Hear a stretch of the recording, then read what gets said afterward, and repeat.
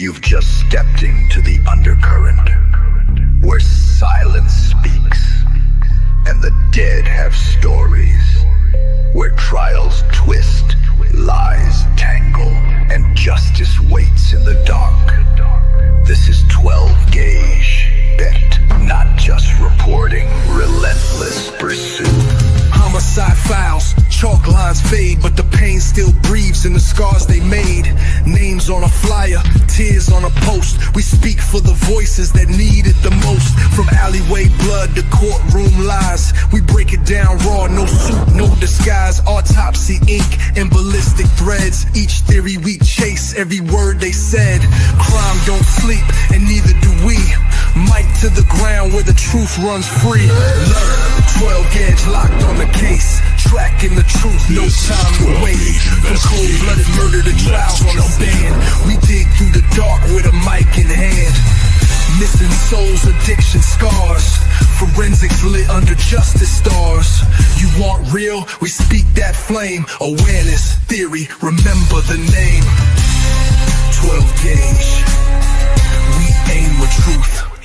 Late night reports, body cam rolls, whispers in courtroom, shattered parole, patterns in blood, a trace on the blade, every unsolved tale, yeah, we invade the addicts. Yeah, man. All right. How's everybody doing on this Friday night? Late night with the 12. You know, I didn't feel like being on cam tonight, so not going to see 12 tonight on cam. You can hear my voice, though. This is your first time to my channel. Welcome. My name is 12 Gauge, and this is my channel, 12 Gauge Investigative, where we talk many multitudes of different types of cases. We talk about investigative procedure.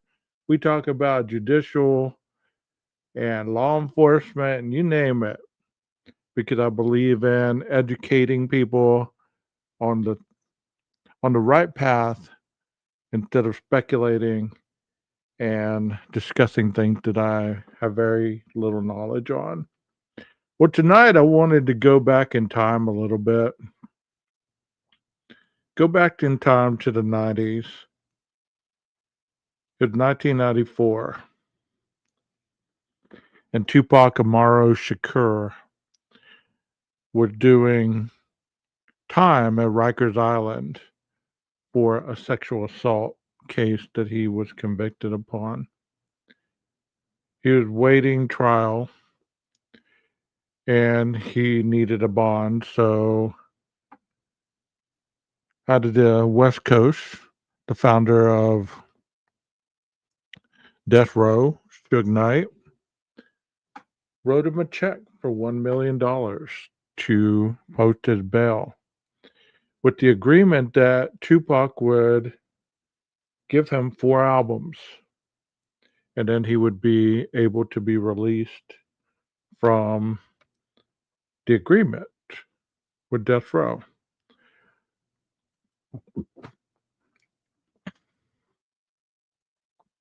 And those of you that don't know about Tupac, he was not only a rapper, he was an activist. He was an individual that was pushing the limitations to bring social awareness on the streets in which he was living and the life that he was seeing that was unjust to people, the people of color. Tupac was up and rising movie star. He was in multitudes of movies. First one was the role he played as Bishop in Juice, and then Above the Rim, gang related, and Poetic Justice. Well, he kept on. These were all pre-death row. And once he got shot in New York City in the recording studio where the Notorious Big and Puffy were recording, for whatever reason, Tupac um, Tupac believed that he was set up. So he went on a vendetta against Bad Boy Records. So whenever he got out of prison at Rikers Island and flew to the West Coast, he immediately started working on All Eyes on Me, which is a double album, something that had never been done in the hip hop community. So Tupac was an individual that was widely misunderstood, and he rapped about his life being short lived. He rapped about, facing death around every corner. And like Syria just put, yes, Five Shot couldn't stop me. I took it in style. One of my favorite songs. Yeah, that was the lyric right there. So let's listen a little bit about Tabitha Soren's interview with Tupac Shakur. This is an MTV interview. It's merely for educational purposes, for no other reason than that. We're just listening to the interview. Tell me, what does Tupac Amaru Shakur mean? Okay. It means, I was named after this Inca chief from South America whose name was Tupac Amaru, but it's a lot of people named Tupac Amaru. It's like a whole tribe named Tupac Amaru. So my mom named me after this Inca chief, and I think the tribal breakdown means like intelligent warrior, something like that. But I see. he's a deep dude. He is. If I go to South America, they're gonna love me, I'm telling you. It's like you don't even want to see me. They call this place Weirdo Beach. I don't know, it ain't that weird to me. When you first moved to Oakland, that was your first stop in California? Right. And No. Marin City was before. Marin City? Okay. Then Oakland. Well, you left Baltimore and came to Marin City. Yes. And when you were in Baltimore, you were in a school of the performing arts. Yes. How come you didn't enroll in one when you came to California? I couldn't find one when I came to California, and I was broke, so I had to go to a regular high school. But you eventually dropped out, right? Yeah, sure did.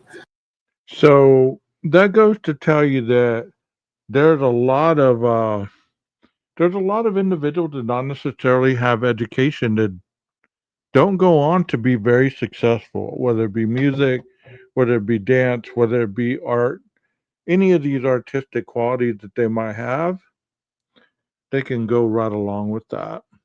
Yeah, ain't nothing but a gangster party.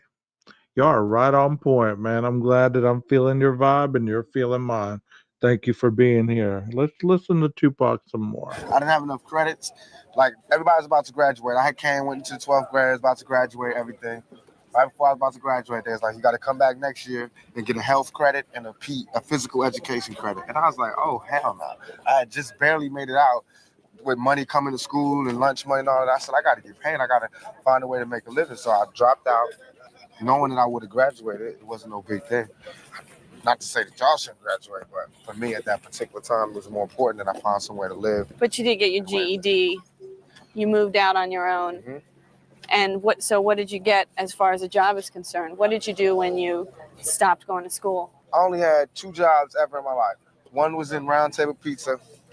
I used to make the pizza, but it was good. It was the perfect job, Tabitha, because I was hungry and I got to like eat all the toppings off people's pizza. That's why. And I don't know if y'all remember struggling at an early age, because we've all had that struggle. Unless we were raised in an affluent lifestyle, we've all struggled. And some of our earliest jobs, even if you listen to celebrities with their first jobs, it's interesting to find out what they were doing before they became famous. He was working at a pizza place and he was hungry. So what better place to kill 2 birds with 1 stone? Hell, work at a pizza place and get fed and make some money. Hey, because everything is right there. Could you imagine us making pizzas on the side? bringing pizzas home. I'm calling in my own deliveries. You know what I mean? Let me get 2 shrimp with everything. But that job, I lasted about a month. Then I worked as the guy that packs your bags in the supermarket for about, 2 weeks. Then the dude kept catching me writing raps by the time clock. I used to be like, I'm gonna write for an Instead hour, of I loading work for people's hours. groceries. She can carry her own shit. So Did it ever right. occur to you that you might be able to get scholarships to go to college, or was that just I not always even an wanted to go issue? to college, but I wanted to go to college and be comfortable. Like how people, like, I don't know, this might be presumptuous, but like I know a lot of people that are in college, they have their lives already okay. You know what I mean? Like someone's paying for them to go to college. They have somewhere to live. They have somewhere to live while they're going to college. They get money, all that. Somebody can pay their tuition and all of that. I don't have that. Until I can have that, I can't go to college, even though I want to, because that type of shit, that turned me on. With all And that's a good point right there that he just made, because that's not true. Like Tabitha was saying, he could have got Pell Grants, he could have got loans, but a lot of people have that mentality: if I don't have it all, then I'm not going to do it. And sometimes it keeps people from very successful roads in life, and sometimes it takes them a little longer to find out their place in life. I don't know about you guys, but I know he was like 23 right here, because he died at 25. So at 23, I don't know where you were in your mindset, but did you know what you wanted to do at 23? Or were you still trying to find your place in this world? the encouragement that you got in Baltimore at the High School of Performing Arts for your acting, did it ever occur to you to come out to California and be a professional actor here when your mom moved out here? Nah, that was the last thing on my mind. I came to California, I was broke, nowhere to stay. What do you mean nowhere to stay? I didn't have anywhere to stay. I was staying with a friend of a friend of a friend of my mother. Why weren't you staying with your mother? Because she was in Baltimore. We didn't have any lights and electricity. We was about to get evicted, so she sent me first. You know how mothers do, protect the young. So I went out there broke. I wasn't even thinking about acting. I was just thinking about surviving. But such is life. I ended up doing it. What I loved the most, I ended up doing both of those things. During that time when you went to California, your mother was in Baltimore. Is that when she was a crack addict? No, she was addicted to crack when I was in California. First, And that's even harder when you have parents that are fighting an addiction. Like you said, they didn't have any lights, they didn't have any running water, they were about to get evicted. I mean, she was looking out for Tupac, and he obviously had a brother. Um, so she sent him out to California, and he's living basically wherever he can. Um, a zoologist, that would have been a good field. I mean, that's interesting. You must love animals. Nothing wrong with that. California, what's up? All right, what's happening? And what was that like to have a mother who was addicted to crack? I love my mom. She the bomb to me. So I know love she is all her now, mistakes. but what about then? It was hard. It was hard because she was my hero. Did She you is my ever hero. have any temptation with crack? Never ever, never. My father died like that, but the man that I knew was my father. The man that I knew died. The man that I knew was my father. He died with cocaine. So it was never my thing. And why? And that is something that's very interesting. Is um, whenever you find many people that have somebody that has passed away due to drug addiction or alcoholism, or death by other people, it changes them at a very young age. And he did rap about "Dear Mama," so many tears. Yeah, man, you are on it. You are some Tupac fans. I love it. I know these songs you are talking about. And a lot of his music does reflect on the life in which he was growing up. If you look at musicians and artists, most of their songs are stories about either a life that they were going through and overcoming, or something that they observed growing up, and had so many questions about. And that's what I believe hip hop is so great because it's another form of storytelling, at least back in the 90s. I don't really listen to hip hop a lot these days, so I can't really talk about the rappers of today, but Biggie, Pac, all of, DMX, Ja Rule, Big Pun, all of them. Eminem, Dr. Dre, Snoop, Ice Cube, you name it. They all had their flavor going on in this time. Because NWA kind of kicked everything off, even though Run DMC and some other groups were around before then. NWA was the general start of gangster rap, them and Ice T. Why do you think that your mother had that time of weakness with crack? Everything was just going bad for her. It's harder for a woman to raise a family than it is for a man. Oh, yes. All day.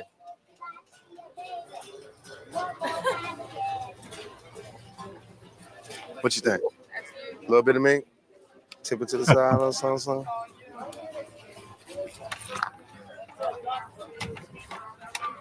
I mean, I think this interview is awesome because it gives you an opportunity to see that Tupac was a real person. Many times we see artists as being so untouchable, we often think that they don't live a normal life. And more often than not, they're doing just what Tupac is doing right here, especially if this is the lifestyle in which you grew up. I mean, swap meets, flea markets, you're used to going and checking out stuff, whether he has money in his pocket or not at this point, which I'm sure he does, you still gravitate to what you're used to. And there's nothing wrong with that. I love this interview. It ain't my style. They're not Gutier. Give me a characterization of your Yes, I remember Body Count. I played that tape until it couldn't play no more. Body Count was the shit. And here she's asking him to give her a characterization of his childhood. So let's see what Tupac got to say. childhood. How would you describe what it was like growing up? I was the total opposite of what I am right now. I was quiet, withdrawn. I read a lot. I wrote poetry. I kept a diary. I watched TV all the time. I stayed in front of a television. I went to movies. Everything. What did you do that was, I mean, it seems like going from a homeless shelter to a project or having to worry about having enough food on the table must have been very difficult. How did you deal with that? Were there any therapeutic ways for you to heal yourself?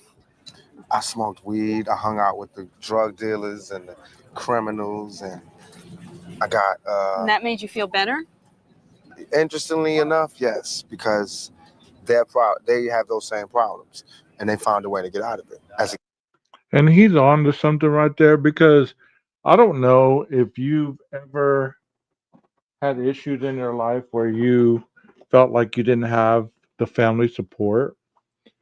You get it where you can find it, whether it be an older person or somebody that you can look up to. And unfortunately, a lot of people in the urban area, they look toward pimps, gangbangers, shooters, you name it. Kid, this is what I was thinking. And so did you end up selling drugs also because those were your I think I tried models? selling drugs for maybe 2 weeks. Then the dude was like, "Oh man, give me my drugs back," because I didn't know how to do it. I sell, somebody didn't pay me back. I'd be like, "Oh, it's okay." Smoke most of it? Yeah, no, I never smoked it. Never smoked it. I just be like, "It's okay. You don't have to pay me back." Dudes would give me their watch and say, "Give me this amount for my watch." Like in a pawn shop? Yeah, and I give him his watch back, and he didn't give me no money. So dude's like, "No more for you." So then the dope dealers used to just look out for me when I would come back from. See, Tupac wasn't a very good dope dealer. I mean, there's a lot of people that couldn't be dope dealers. You know what I mean? Like, I know I couldn't have been back in the day. I had too much of a conscience. Even though I was hungry, I had to find food another way. But, Growing up hungry, and I can't even lie. I can't lie. I wasn't living in the streets and stuff like that, but we all have that hunger. We all have that hunger, and it's called different things for different folks. Some hunger you don't understand what that hunger is for, so you search for it your whole life using every little attribute along the way to try to fill that hunger until you realize that that hunger never really is a hunger, but it's a desire of self reflection, self actualization. And once you get to that point, boy, then truly that fire lights up. School, they just give me money and be like, don't get involved with this. Get out there, do your dream. So they was like my sponsors. Get him on film. Well, that boy say Tupac watches. Tupac watches. I got it right. Get him on film. Tupac watches. You know what I'm saying? Right behind. Come on, Tupac watches. No, he get his own. You got no Rolos, No, man, I don't be having no. Oh, yeah, You got the real one on, huh? Yeah, no doubt. Bro. I might get that shit. Go ahead, man. How business doing? Yeah, you gotta don't take that shit. You know, you the Nah, man. man, see, I want to don't take them out my hand. You sell something. I don't want to mess up your thing out here. You gotta mess up that thing. Yeah. All right, man. Tupac, all right, you stay, man. That boy say Tupac. Right here, Tupac autograph, $20. Right here, I got it. I love you. See, I mean, the dude appeared so freaking personable, like humble. And of course he was. He was a Virgo. How could he not have been? You know what I mean? He was a Virgo. Tupac was a Virgo, I believe. And like I said, a lot of times the demons you try to find answers for are the ones that keep you humble. And I'm speaking this about myself because, life is tough for a lot of people. And just because it doesn't seem that tough to you does not mean that somebody else didn't experience it much tougher than that. So this is 1995. He died in 96. So this wasn't long before his death. Can you imagine knowing that you saw Tupac on Venice Beach not long before he died?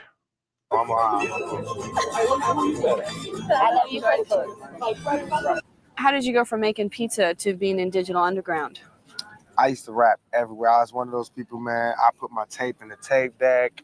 I interrupt talks, conversations to start rapping. So I met up one person hooked me up with another person, this lady named Layla. Introduced me to Adrian Gregory, who was managing Digital Underground. He was like, I'm gonna send you to Digital Underground. They're in the studio. You just rap for Shock G on the spot. If you like you, then I'll pick you up. And so what was your first interaction with Shock G? Was he totally impressed? Yeah, I just walked in, rap for him. He's like, okay, good, you're in. Boom, boom, boom. I'll see you later. And I just left, walked out of there like, dag. Was he wearing that big nose thing Nah, for it? he's just chilling. He's just normal. Do you look back on those days with fondness or a little embarrassment? I look back with the greatest fondness. Those were like some of the best times of my life because. Well, when I mentioned Digital Underground to you yesterday, you were like, duh. No, because it just brings back like silly. Yeah, I guess it's embarrassing too, but it's all funny to me. It's all good. The silly parts is like me running around in zebra print underwears and making simulated sex with blew up dolls. And just we had like the funniest, craziest show. I think hip hop need another Digital Underground right now. Do you ever talk to any of them anymore? No doubt, Shock G. He was involved with Me Against the World. He came to see me in jail. He did? Yeah, no doubt.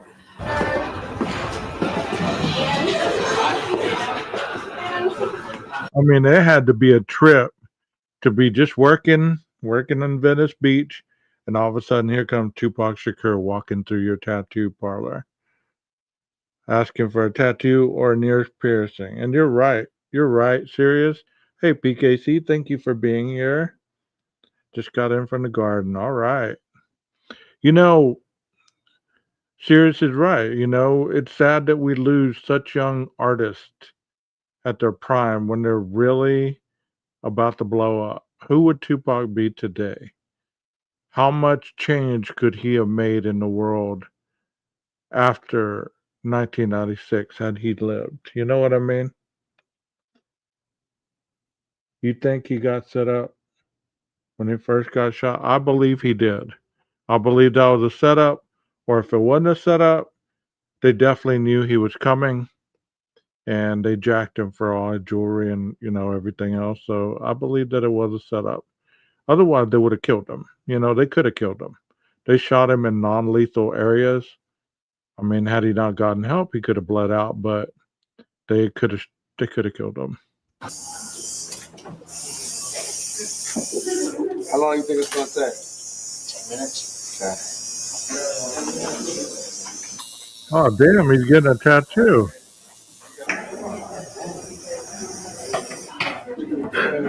First, look at just in black.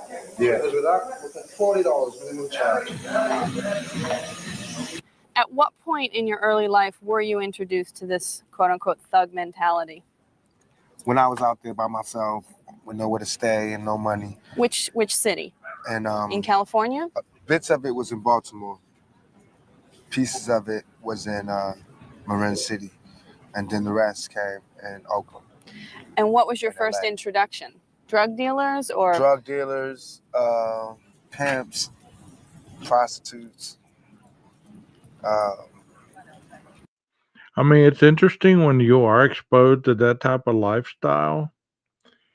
Like I was 16 years old in Dallas, Texas, walking down Harry Hines, and on my way to work, I saw the same thing: pimps, hoes, drug dealers, shootings, you name it. I was exposed to that, and I didn't grow up in an urban area like that, but I was there at 16 because my parents lived there, and I grew up in a small town with 900 people, no black people at all. So if that tells you, if that tells you what kind of culture shock, you know.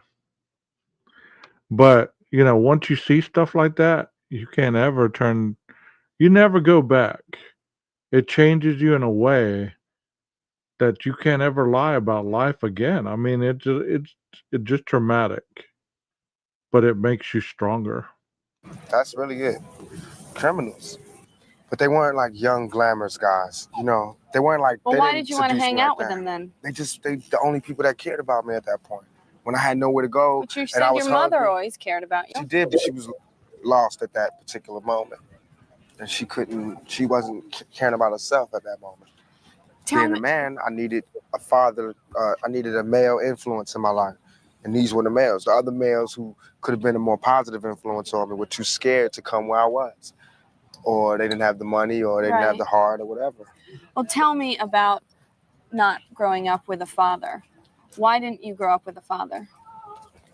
It's not just me; it's a lot of people, but I In your didn't case. because the times that I came up in was like the late '60s. They were still having free love. They was just hitting what they was hitting. And my mother got pregnant and wasn't really getting with the guy that She was got her married to pregnant. someone else at the time. No, she right? wasn't married. No? My mother was out just living her life. Thank you, I appreciate it. Thank you. And she got pregnant and had me. I didn't have a father. Did Then you my know father- who the father was, your biological father? I still don't know who it is, for sure. I've never taken any blood tests. The guy who I knew was my father, who claimed to be my father, he passed away. He died. And is that legs? Yes, but then recently, after I got shot, this other guy came. Was like he was my father, and he looks like me. He been in the jail to see me. His kids look like me. Well, what was that like? That was the bug out. I just woke up and he was standing over me. So In jail? when I was in the hospital, So think about that a minute. The person you think is your father ends up dying, and then your real father comes and sees you when you're all shot up. You know? Yeah, mom was a Black Panther, you're right. And so was dad. So that's how they met, supposedly. And Tupac was very revolutionary in his earlier recordings. It was very revolutionary. Tupacalypse Now, Me Against the World. Those, I don't know what to even call them, albums, CDs.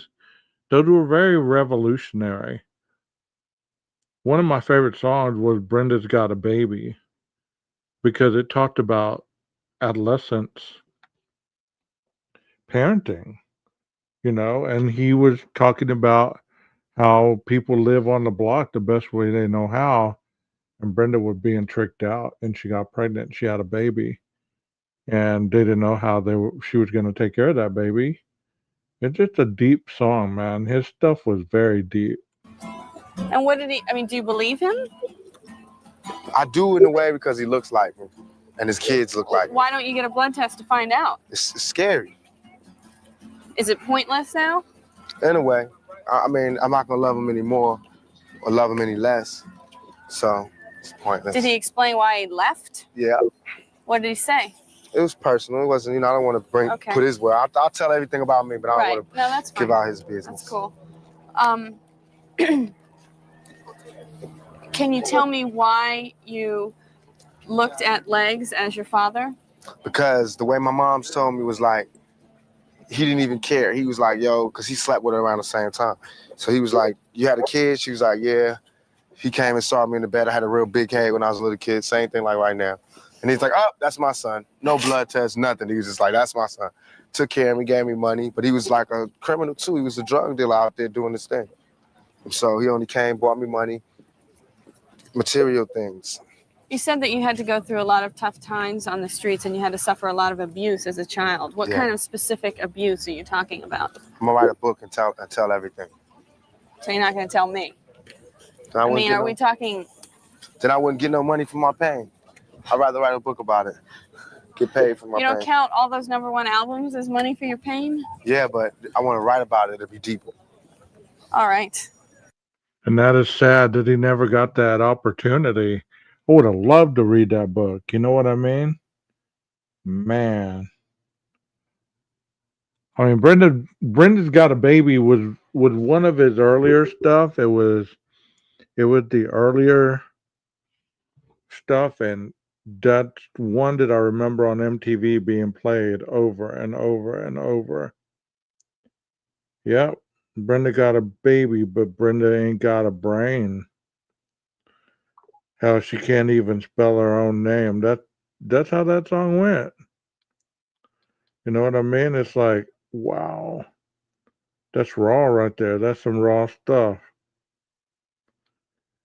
And a lot of times people can't handle that type of honesty these days. They can't. You can rap like that and people are going to be like you're making fun of somebody. But you're really not. You're just, you're calling it the way you see it. You know what I mean?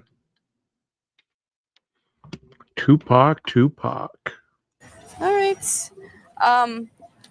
Your mother has said that Tupac is always...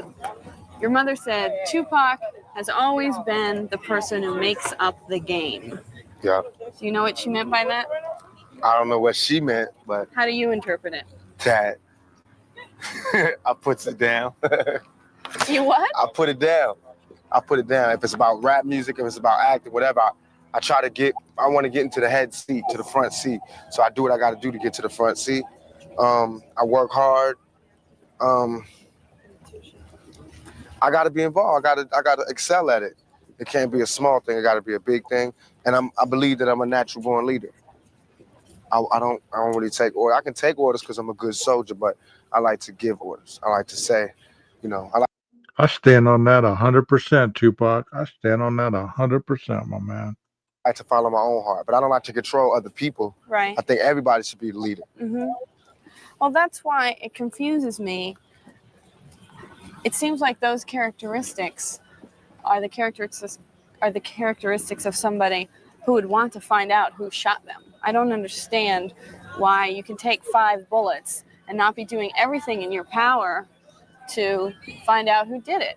Because I'm saying, and then what do I do? Do you not believe that there's justice? Do you not and believe then what you do have I do a when shot? I find it? And then what do I do when I find it? Press charges. Attempted murder. The police know who shot me. And you don't believe that they're doing all they can to do that? They're not doing everything they can to do that. They know who shot me. I already know who shot me. Number one. Number two. But if it's like everybody knows who shot me. The police know who shot me. I Well, don't if have they no know problems. who shot you, how come you don't know who shot you? Because They won't tell you? No, it's just I don't know. That situation with me is like what comes around goes around. Karma, I believe in karma. I believe in all of that. I'm not worried about it. You know, they miss. I'm not worried about it unless they come back. All right. That's one of them. Oh, let me put in the bag for you. I mean, that tells you a lot right there. If that doesn't show you what kind of person he was, to not worry about somebody who almost ended his life, and he said, "You know what? They're going to get there. Why should I go and try to worry about that?" You know, that's an interesting philosophy because it's almost like that empowerment to tell yourself, "You know what? Justice will be served. I don't have to be the sword. Sometimes I can be just a person being still." You know what I mean? Wow. Wow. Y'all are right. Y'all are right on point. Tina's got a big old butt. Yeah, all right. And by the way, no tax for you. Oh, that's you know what? You my homeboy. Come in, come in. What's up? All right, how you? Why don't you stop by some incense, man? Make me rich, man. Man, I got so many incense. I'm starting to stink. Some of it, man. All right. What's up? All right. You grew up without a father. How do you feel like your life would be different if you had grown up with a father? I'd have had some discipline. I'd have had more confidence. You seem pretty confident to me. Now I am, because now I believe that I'm my own man, and I'm a man. You know, money gave me confidence. The screams of the crowd gave me confidence. Before that, I was a shell of a man. Do you feel like one day that you'll be a good father? I think I'll be a very, very good father Why? because I love kids. I love the innocence. It just does something to my chest. The innocence that they have, and how they look up to you, and how you can't do no wrong to them. And I love that, man. I would do anything. I'd do damn anything. You know, he has a point there. Nothing, nothing in this world is innocent like a child's love. He's really on point right there. Man, this interview is moving as hell, and it happened in 1995. Wow. I saw this when it first came out, and I was listening to it, but I was half-assed listening to it 'cause I thought he'd be rapping or something. And now listening to it, I'm like, damn, Pac, you dropping some knowledge, some serious knowledge. I'd do damn near anything for them. All the kids in my life, my nieces, nephews, all they get anything they want. They got the best Christmases, everything. They get whatever they want. I'm a sucker for them. Me too, Pac. But I Me wouldn't have too. any kids myself because I'm scared to bring any children into this world, especially any black children. For now For or right forever? now. Just for right now. Tell me about being raised by a mother who is a Black Panther. It was great to me because she taught me how to be more international instead of being local. And I did get some principles from her that'll always be with me. She taught me how to be community orientated. And I think my mother taught me to understand women a lot more than my peers can. You're in touch with your feminine side? I think so. I think so. How do you know? Because I can be around, I'm not uncomfortable around women. I'm not uncomfortable around strong women. I'm not, I don't feel more, I don't get like a predator thing going when I'm around demure females, you know? I don't get a thing like this when I'm around strong females. I like being around females. I'm comfortable. I can get with them on every level. To where I got homies that just get straight nervous around females. And he is spitting a lot of knowledge right there. You know what I mean? He really is. He really is. Like, that is true. There are some men that turn into a predator around certain women. There are some men that are uncomfortable around women. They're nervous. They don't have that self confidence. But like you said, you know, sometimes you just gotta be you. If people don't understand it, they don't respect it, they don't acknowledge it, move around. There's too many people on this planet to give a damn about what one person had to say or believes about you. Weren't you going to maybe start a community center with Mike Tyson? I am. Is that progressing? Well, what I'm trying to do now is have this program where I'm gonna have like a rap league for like me. Tupac have his own football team, and Coolio have a football team, and Tretch have a football team. We all Made sponsor up the of team. kids in neighborhoods? Right. We sponsor the teams, have big games, probably get MTV to come do the World Series. Get like all the community people, like the churches, to come out there and sell food, and get the fathers and the uncles to be security, and get the FOI and the deacons and everything, and bring the community spirit back. And then on the weekends we have like block parties. So I'm doing all this to raise money. Then we have like Get a Date, fundraisers, like people try to get a date with Tupac or Tretch or one of the other rappers. And where would the money go to? We'll have like a neutral center where we'll get the money together, and that'll be for, we're trying to get a community center in every ghetto in the United States. It seems to me that If only that would have happened, man. Listen to that business plan right there. That is an individual that is focused on giving back to the community. And you know, one thing that we don't see or hear a lot about these days is individuals willing to be given back to their communities or even being a role model for people in their communities. It's all about me, me, me, me, me. What can I get? you are trying to distance yourself from a thug life mentality. Not that, I'm just trying to show who I am. That people locked up on one part of me that they really did not understand. So now I'm trying to do two things. One, help them understand the part of me that they didn't understand. And two is to show that, this is the type of things that young black males can do. We can do anything if you just give us a shot. Stop trying to beat us down. Tupac, your life has been marred by considerable pain. Do you think you'll ever get to the point where you can live a normal, happy life? No. But I'm going for it. I'm trying for it. And until then, I have to make the life that I do live as happy as I can and try to do the best with what I have. Live the best life I can live, be as happy as I can be.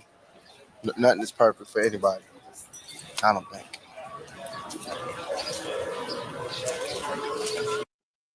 Wow. That was deep. That was deep. That's what's missing in this world today, I believe, is everything's so surface level. There's not a lot of deep conversation. There's not a lot of deepness, you know. I'm gonna play this one too. These are some good stuff right here. I'm in this mood to just go back in time.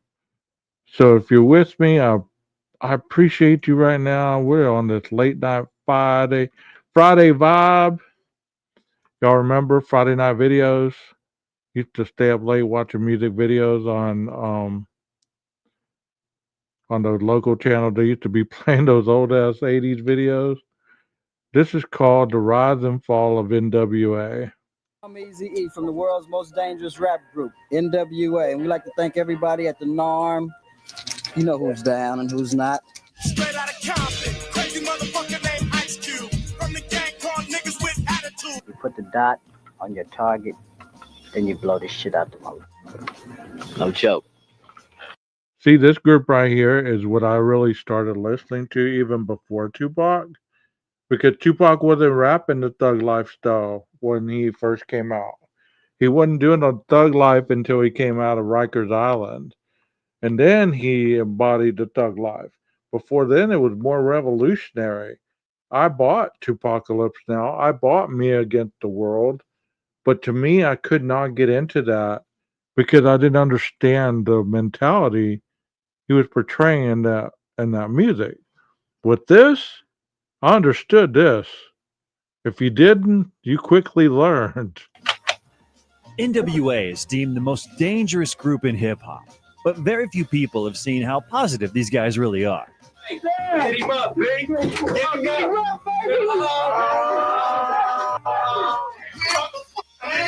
Shit on, man. Shit out of here. What's money at, motherfucker? Where's the money at, nigga? Come off the table, nigga. Come off the table, nigga. You up, nigga. Come off the table. Nigga, give me the ring, nigga. In this video, we will talk about the historic group that changed hip-hop and got rid of censorship in the music industry. Eazy-E was a drug dealer in Compton, but after his cousin was murdered, he understood that he needed to get off the streets, and he set his sights on the music industry. In turn, Dr. Dre was a local DJ, and he even played at Eazy-E's parties. After that, his cassettes began to sell, and he joined the world-class Wrecking Crew group. In turn, Ice Cube started rapping from his early years, and he was a member of the CIA group. At the same time, Dr. Dre and Ice Cube were already working on some tracks together. Sir Jinx is a producer that we grew up friends. You know, his cousin was Dr. Dre. He heard me flow. So Dre started taking me under his wing. Sometime later, Dr. Dre's group was going down. Dr. Dre's group. I don't know how I could have been involved in that group, but that was the 80s back then, man. That wasn't viewed as not tough or whatever. It was kind of like the 80s, 70s style. But I'm glad that they all got together and met to form this group. Downhill, and he made the decision to leave. In the meantime, Eazy-E started a label company with Jerry Heller called Ruthless Records, using the money he got selling drugs. Everything changed once Ice Cube and Dr. Dre started writing songs for the label. Ice Cube wrote the track Boys in the Hood for the HBO duo. They refused and decided to start their own group, which was called NWA. The original lineup, formed in early 1987, consisted of Arabian Prince, Dr. Dre, Eazy-E, and Ice Cube. I mean, look at them Jerry curls. You don't see Jerry curls like that on people anymore. You don't. Cube, with DJ Yella and MC Ren joining later that year. The DOC was an unofficial member of the group. The boys wanted to talk about what goes on in the hood, about the poverty, the daily criminal activities, and so on. This crisis in the Gulf, all that's bull to me. It's politics, you know. They making money off all that. You know, they ain't fight it yet. They sent 1 million people. I used to have me an LA Kings hat. I did. A Raiders hat. I had all that stuff. Raider jacket. Even though I wasn't a Raider fan, I still sported the NWA gear. Let's get back to Boys in the Hood. Eazy-E never wanted to be a rapper, but Dr. Dre persuaded him for 2 hours to record the song because the producer really liked his voice and charisma. Dr. Dre went through every line with Eazy-E and quite literally taught him how to rap. Dre was like, yo, won't you do it, Cube? And I was like, I'm in the group already. He looked at Easy like, won't you do it, man? You got a voice. Your voice is going to sound good on the record. And he was like, hell no, man. What? Nah, man, that ain't how you say that line. Say it like this. So we was going back and forth. It took forever to get 2 or 3 lines out. So Dre was like, you know what? Everybody just leave. Everybody leave. I'm going to work with this dude. I came back later on that night.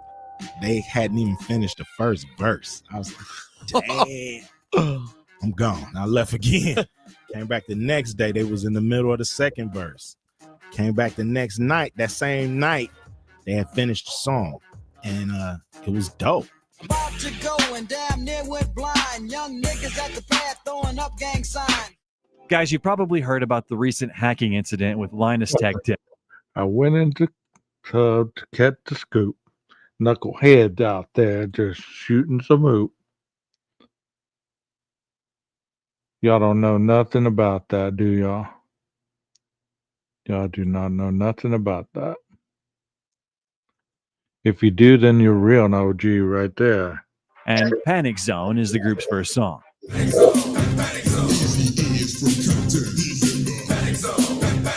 After the release of NWA and the Posse, Ice Cube left the group for a year to study drafting at the Phoenix Institute of Technology.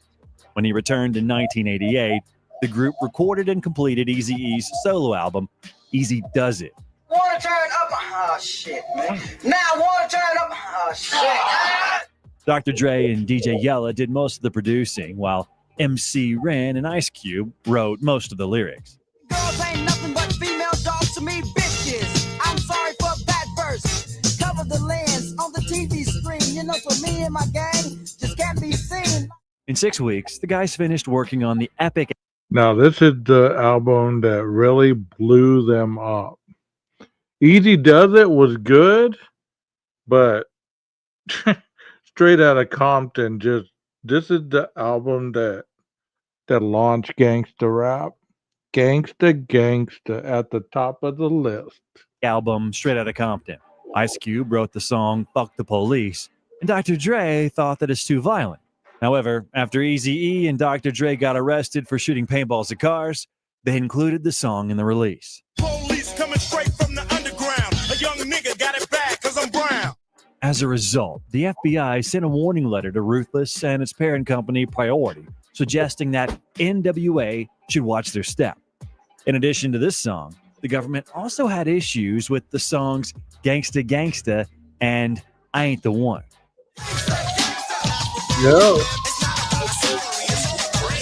Why are you doing me like this? I love you. Yeah, you love my money.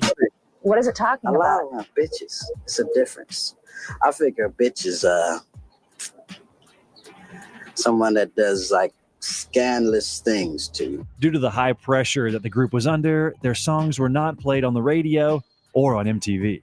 This is frankly offensive to me, and I think to any parent that would hear and would know what these lyrics are all about, they would find that it is nothing but filth. Yo, what's up? This is Dr. Dre from the world's most dangerous group, NWA, and we sending a shout out to everybody at the Norm Convention. We know you're the ones in our corner because fuck radio, fuck MTV.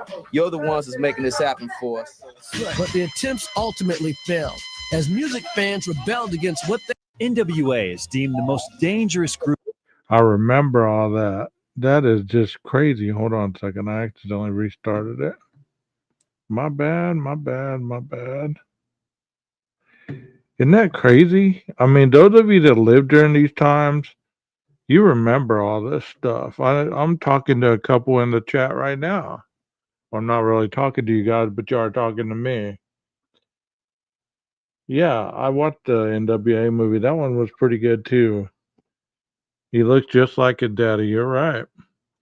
But if you lived during this time, you remember them trashing the music. Gangster rap was not something that people were a part of. Hip hop was not a part of. You know, there was a lot of people that were against this because they weren't ready for this type of music because it promoted violence. And they thought that the more people allowed gangster rap, the more violent society was going to become. But it was already, the crack epidemic had already hit the U.S. And this was just on its curtails, you know? As music fans rebelled against what they saw as censorship. Don't feel that rap music or video should be censored at all. However, this wasn't much of an issue for them because their music sold very well, so they didn't really care.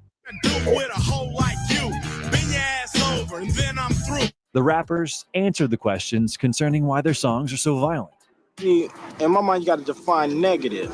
You know, if I teach you something you don't know, for me, that's positive. Yeah. You know, if you learn something from a good experience or a bad experience, that's positive. So, you know, they can squash all that. When you talk about what's really going on, nobody want to hear it. You know, they always want to bring up a problem or bring up the excuse that you're talking about violence. But if you just think about it, if you talk about what's going on in life, it's violence and whatever you talk about. And what does that song mean? Basically tells the kids to express themselves. Don't always do what people tell you to do all the time, you know. The year 1989 was a tragedy for the DOC. Everything seemed like it was going well, and he released the album No One Can Do It Better. The talent that my mother had born to her equals a duck. What is it, Dre? Yo, man, that's the formula. And then, not even 6 months after the album was released, the rapper got into a car accident on a highway, which nearly cost him his life and forever damaged his vocal cords. I hit the center divider and flew out of the back window of the car and ended up in a tree. I had read that that your teeth were actually in the tree. In the tree. They had to pull your teeth out of the actual tree. I don't know if they pulled them out or not, bro. Many hip hop lovers think that the DOC is one of the most experienced writers and lyricists, which is why it is such a pity that he was never able to achieve his full potential as a rapper. However, he, like many others, helped Eazy-E become the person that he was able to become. My idea was to try to make Easy as palatable as Cube was on any given track, knowing that Easy didn't have Cube's power. It was even him who wrote the lyrics for the song We Want Easy. Because I'm ruthless, when I spot a sucker, I kill him. But most I think know not to deal with. Later on, at one of their concerts in Detroit in 1989, the guys were told that it might be best for them not to perform the song about the police. However, the guys didn't care. Fuck the Police was played for only 30 seconds before shots were fired. Naturally, the concert ended because of that. This scene was depicted in the Straight Outta Compton movie. Actually, the reality of what happened was a bit different. Jerry Heller agreed in pre-tour negotiations with Darryl Brooks, the tour's promoter, that the band would be fined $25,000 if it played the song.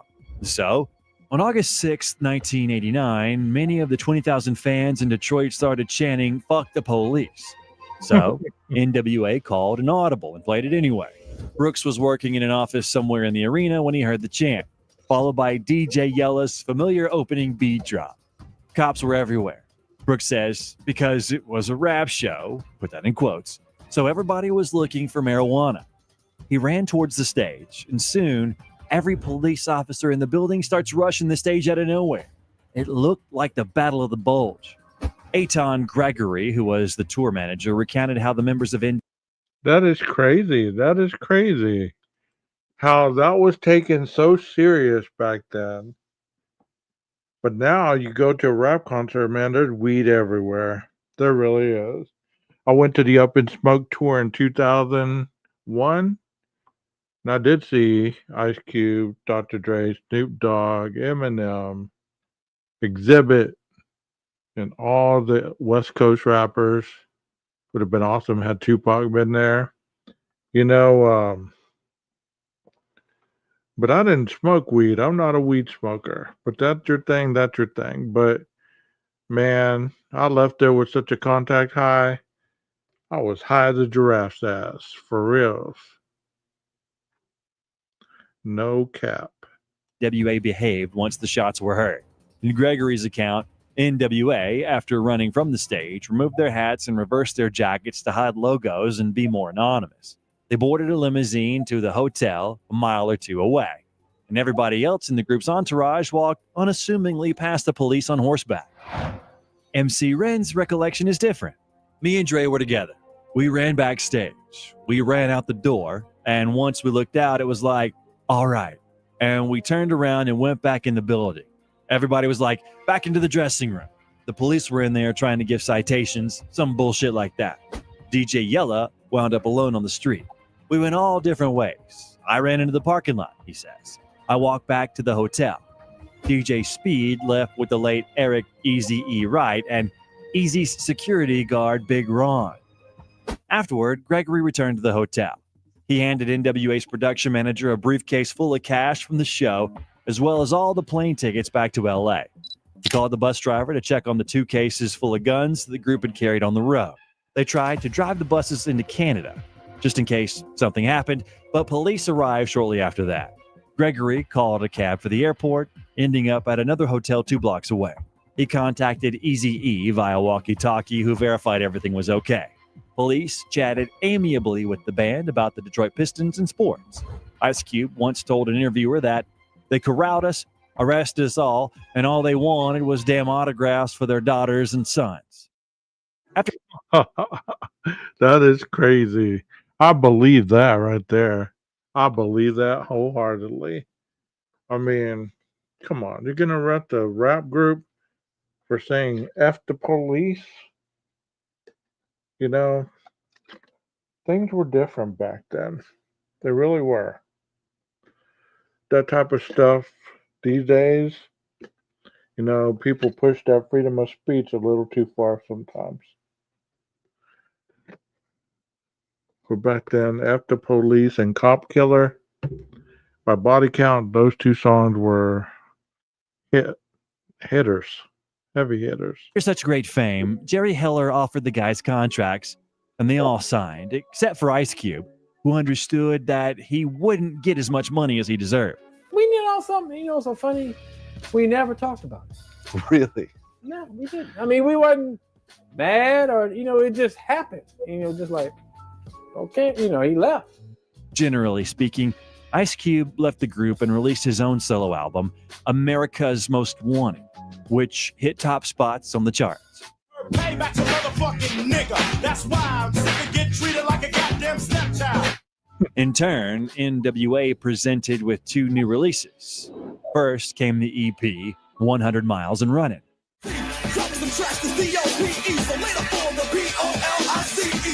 And then the second album.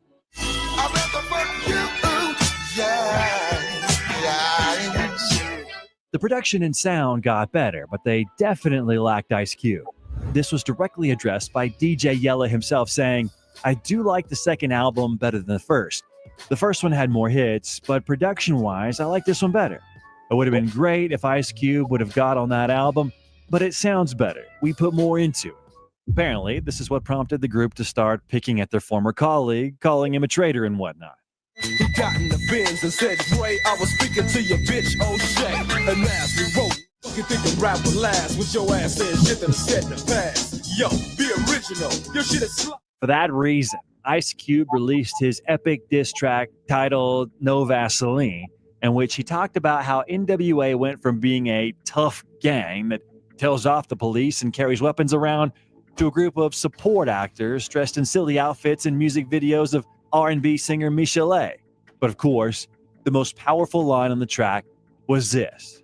Fuck that night by Mr. Shitpacker. Bend over for the goddamn cracker, no bastard. We were separated was because I mean, that track right there, if you've never heard No Vaseline, you need to go look at the video on YouTube. That video goes raw.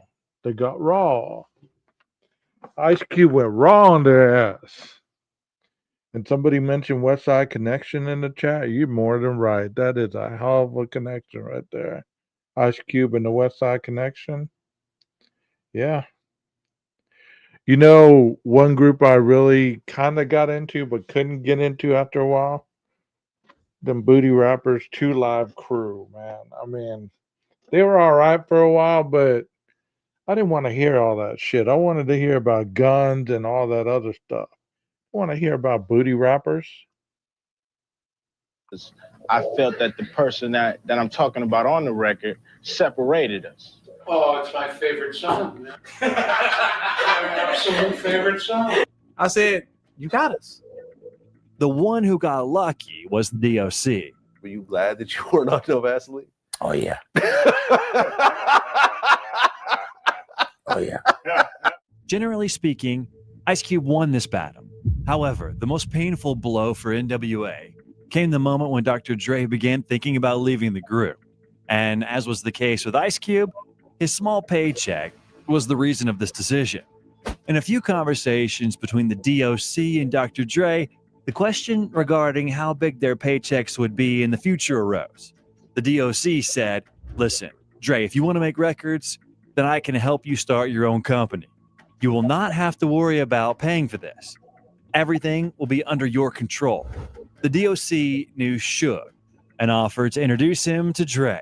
Suge Knight asked to see copies of Dre's contract from Jerry Heller so that he could take a look at the terms of the contract. As it turned out, he had the worst contract imaginable. According to Michelet's words, Suge Knight said that they were receiving nearly 2% from every record, and Dre was infuriated. Norman Winter, former Death Row publicist, recounted how Dre came into the Ruthless Records office with Suge Knight to say he was leaving to start his own record company, Death Row Records. But it was necessary to talk it over with Eazy-E. The meeting between Eazy-E and Suge Knight was arranged by Dr. Dre himself, but he didn't. This is where it gets ugly. This is where the whole thing gets ugly. I was watching this AI video, and the AI was reading Suge as Suge or Suge Knight. Suge Knight. show up to it himself. Dre wasn't there. Oh, Dre wasn't there at all. Nah. Dre set it up though. Did Easy get beat up like the movie show? Nah, hell no. No. They didn't touch him. Keefy D said that Easy had all the Compton Crips behind him. Of and course. Suge wouldn't touch him. Of course. You gonna sign these, releasing Dre and DOC from Ruthless. And Eric was, if he walked between my legs, excuse my French, people probably think he was my penis. According to court documents, Suge and his friends went to Eric and Heller to announce that Dre is leaving. And that's all. Period. Eric recounted that Suge Knight's people showed up with baseball bats and began threatening. A huge guy started threatening to murder Eazy-E's relatives. And that was enough to convince the guys to sign the termination of Dr. Dre's contract. Why? Dre went his way, and that was it. The group was over. But Dre was still under contract. Oh, I don't know about, contract. Okay. Yeah, but the group was over. I got to kill this motherfucker, Suge Knight. No, you're not going to do that. Generally speaking, he attempted to talk him out of this notion. Eazy-E sued them under the RICO Act. This was the first time that the RICO Act was used in the music industry. Suge tried to destroy my record company. So right now we're getting everything back together and we finna come out, fully loaded. In Eazy-E's statement, there were mentions of money laundering, blackmail, and violent threats. When you say they don't respect your talent, what exactly, do you mean? I mean, I guess they took advantage of me not knowing the record business back in the day. But I know what's up with those numbers now. Can't be quick. And Dre released his debut album. In the opening song of the album, The Chronic, Dre and Snoop Dogg openly dissed Eazy-E. Fuck Mr. Working Tattoo, a.k.a. Jerry and Easy. Getting at him sideways. This is I was young. And that one goes hard too. The Chronic was a Suge looking like Bluto from Popeye. Suge Knight. And I was with Dr. Dre and I was a rider, but I really, really loved Eazy, his style, his swag. On top of that, there were more disses against Eazy-E in other songs. Know a bitch named Merrick Wright. We used to roll around and fuck the hoes at night. Threw up with niggas you grew up with. Don't even respect your ass. And on his album, he's talking about he's looting a place that couldn't even been touched when the looting was going on. Right. He said they looted this place. That's how much, he know about the streets, really. The conflict was not getting resolved. Jimmy Iovine from Interscope agreed with Ruthless Records that all the earning of Dre from Death Row will be passed to Ruthless. Basically, you can diss me all you want, but I'm gonna get paid. That's why I say Dre Day is only Eazy's payday. And that's real. As expected, Eazy-E had to respond to all that. And he did a few times. The motherfucking wrecking crew big, but once a bitch is old, the bitch and now the fucking switch. Niggas ain't shit in the 90s, I don't trust them. And bitches on my dick, but they ain't shit so much. But the most important diss track was The Real Motherfucking G's. This diss track became one of the most legendary in the history of hip-hop. Motherfucker Dre, motherfucker Snoop, motherfucker Death Row. Yo, and here comes my love. How was Eazy sort of feeling in the studio about? I mean, it was getting. If you grew up during this generation right here, you remember all this stuff, and you're like, wow. Listening to it right now, it's kind of taking me back, and I'm like, I remember when all this stuff was going on. It was a trip to be reading about it because we had MTV, and MTV would give you variations of it, but you didn't hear like you do now on social media every day, every little speck of it, as quick as it came out. I'm glad I was in those days. I mean, because this was the rise of all of it. I got to experience it, which is really cool, I think. Out about this whole situation. It wasn't never even a thought. Like he didn't care about that, man. See, he didn't know nothing about doing street music until he hooked up with me anyway, He used to do all that techno stuff, the Fly, Bionic.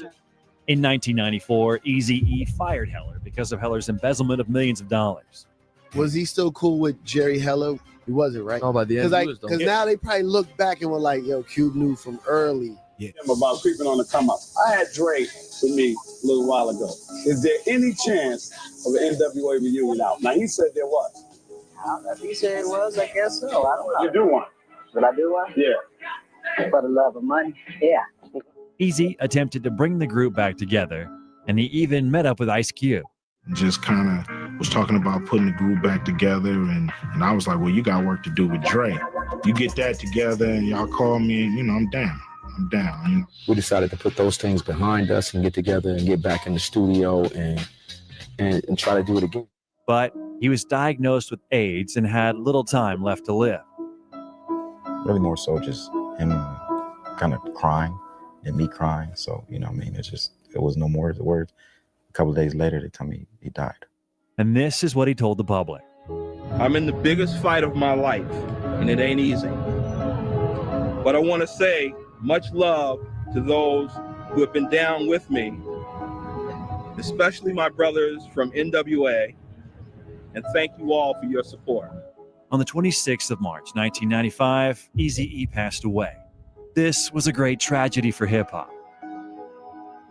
Undoubtedly, NWA left a great legacy in hip-hop as a group that destroyed the standards of decency and taught many people how to express themselves and talk about topics that are considered taboo in society.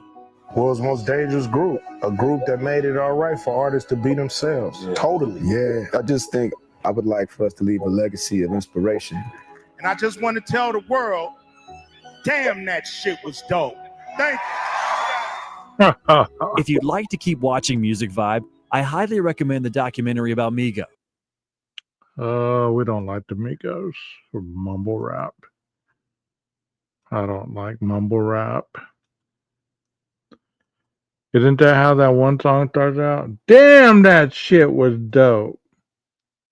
You're salty tonight. Well, it is the freaking full moon.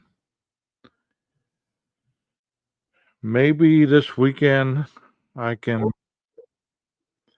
do this one right here. It's called The War of Suge Knight versus Eazy-E Compton Chronicles. It's about an hour and 23 minutes. Maybe this weekend I can do that one. Because there's another one called Death Row Chronicles. That's a good one too. I mean, it just one right after the other. There's a lot of them. And I'd like to dive into the Eminem story as well. Because investigative doesn't just mean true crime. A lot of these that we're talking about right now were criminal acts, I don't know about Wu-Tang. I was never a Wu-Tang fan. I couldn't do it, Jeremiah. I'm sorry. I just could not get into Wu-Tang. Old Dirty Bastard was about as far as I could get into. Baby, I got your money, don't you worry. Hey, Dirty. Baby, I got your money, don't you worry. You know that song? I can't play none of these songs on here, man. I'll get they'll block this live and nobody else will be able to see it. But I can show it on Discord. You need to come over and sub up to our Discord, Jeremiah. That way you can be in there, come to the fire pit, and we can chill with the rest of the crew. Do you have Discord? Let me send you the link. You want to come over and sub up.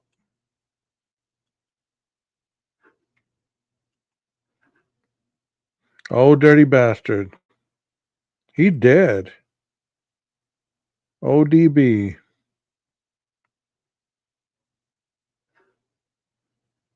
I didn't know ODB was dead, but yeah, he gone too, boss.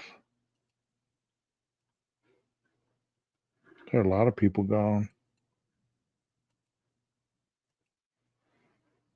There's the link to the Discord.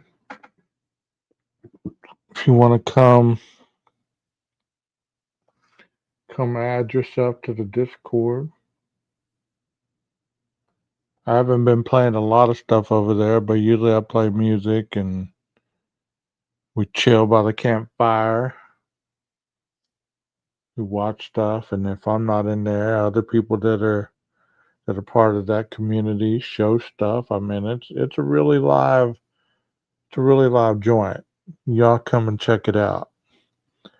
Man, I've really enjoyed this tonight. This was something different. This was something interesting, and it was a blast from the past. Tune in next time when we dive deeper into the West Coast East Coast feud, and we'll kind of take it that direction because that was true crime, and it's a little bit rowdy. It's a little bit rough, but after all, this is an adult channel. So if you enjoyed it, hit the like button, please. Subscribe if you aren't already a subscriber, and share for other people to see exactly what they're missing out on here at True Crime. 12 Gauge Investigative. God, what was I going to plug just then? Um, anyways, it's getting late. I would have never thought that I would be closing shop down at 10:49 talking about it's getting late. Isn't that crazy? Isn't that crazy? Well, I appreciate you being here, Jeremiah. I've always appreciated your support, buddy. And if you're watching this on replay, leave some comments on any other artist that you'd like me to show their stories. Because there's a lot of them. There's a lot of them that died way too soon. You know? Yeah, cue that maestro music. You've been here before, haven't you? Once again, stay safe out there and always watch your six.